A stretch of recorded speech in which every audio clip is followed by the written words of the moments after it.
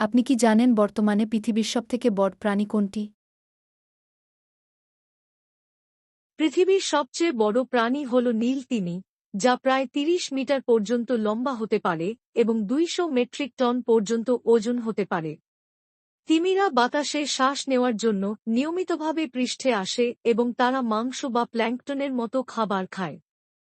তিমিরা সম্পূর্ণ জল স্তন্যপায়ী, তাই তারা লেজ প্রথমে করে বাচ্চা প্রসব করে, যা তাদের ডুবে যাওয়া থেকে রক্ষা করে।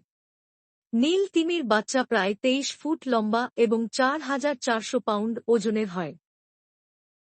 প্রায় ৫০ মিলিয়ন বছর আগে পাকিসেটাসের মতো চতুষ্পদ প্রাণী জলজ জীবনে অভিযোজিত হয়ে তিমিদের পূর্বপুরুষ হয়ে ওঠে।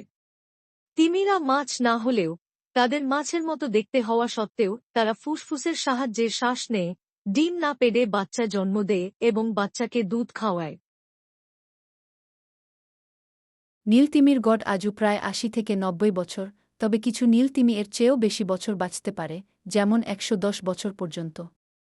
তাদের জীবনকাল নির্ধারণের জন্য কানের মোমের স্তরগুলি পরীক্ষা করা হয়। এরকম অনেক ভিডিও পেতে সাবস্ক্রাইব করুন।